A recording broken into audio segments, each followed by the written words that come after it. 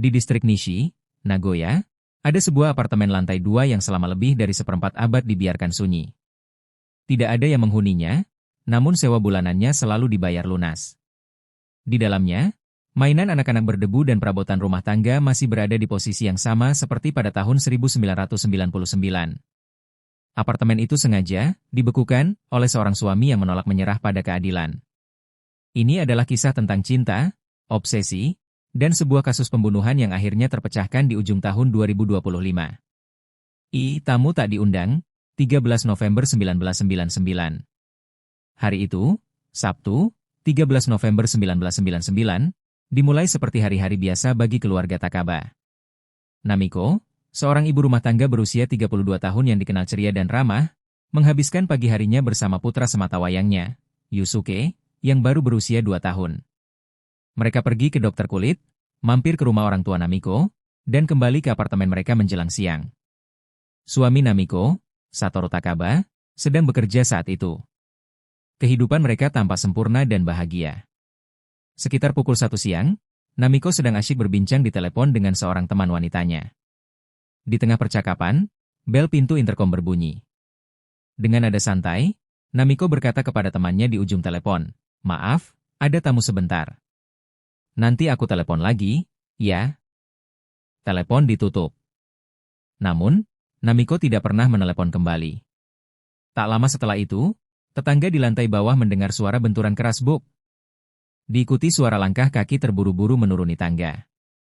Itu adalah suara pelarian seorang pembunuh. Satoru yang merasa cemas karena telepon rumah tak diangkat, memutuskan pulang lebih awal. Pukul 4 sore, ia membuka pintu apartemen dan disambut oleh pemandangan yang menghancurkan jiwanya. Namiko tergeletak di lorong masuk, genkan, bersimbah darah akibat luka tusuk di leher. Namun, yang lebih menyayat hati adalah keberadaan Yusuke. Bocah 2 tahun itu ditemukan berdiri di dekat jasad ibunya. Ia menjadi saksi bisu peristiwa mengerikan itu. Sendirian di dalam apartemen bersama jenazah ibunya selama berjam-jam, namun ajaibnya ia tidak terluka sedikit pun. 2 jejak yang membingungkan. Polisi Prefektur Aichi segera menggelar penyelidikan besar-besaran. TKP dipenuhi petunjuk, namun semuanya seolah tak saling berhubungan. Pelaku meninggalkan jejak darah golongan B berbeda dengan golongan darah Namiko maupun Satoru. Ini menandakan tangan pelaku terluka saat serangan terjadi karena perlawanan Namiko.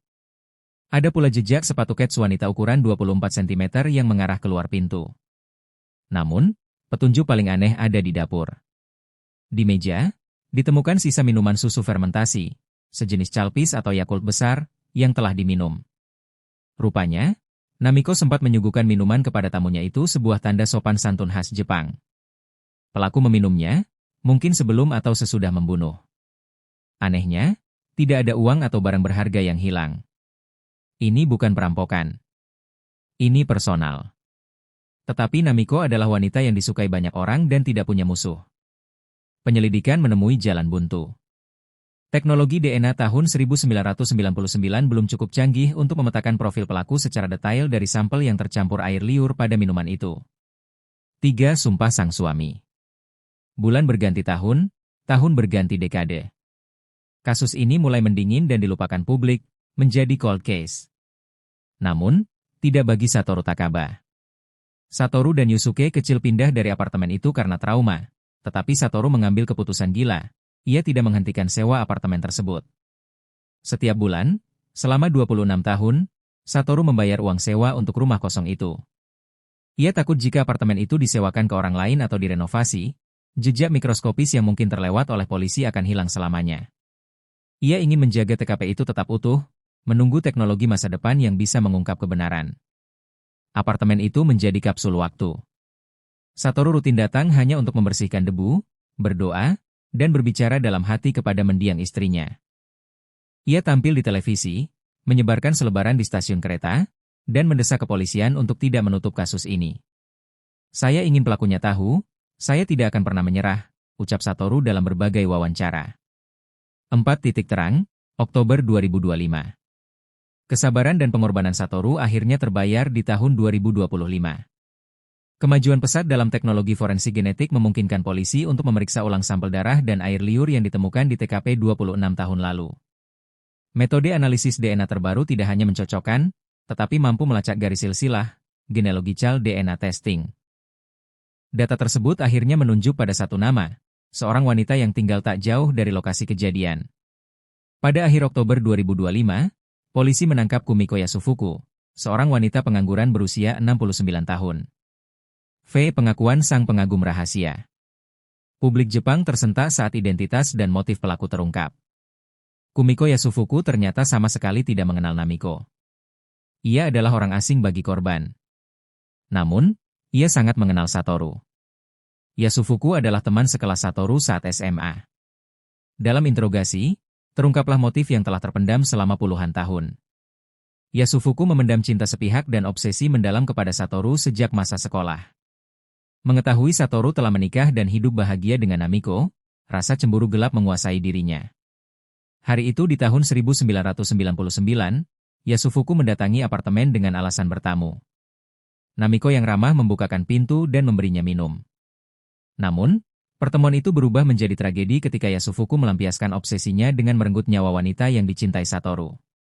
Setelah disodorkan bukti DNA yang tak terbantahkan, wanita tua itu akhirnya mengakui perbuatannya. 6. Akhir sebuah penantian. Satoru Takaba, kini seorang pria parubaya dengan rambut memutih, berdiri di hadapan wartawan dengan perasaan campur aduk. Putranya, Yusuke, kini sudah berusia 28 tahun. Ia telah tumbuh menjadi pria dewasa yang matang, mendekati usia ibunya saat nyawanya direnggut. Kebenaran telah terungkap. Bukan perampok, bukan musuh Namiko, melainkan hantu dari masa lalu Satoru sendiri yang merenggut kebahagiaan mereka.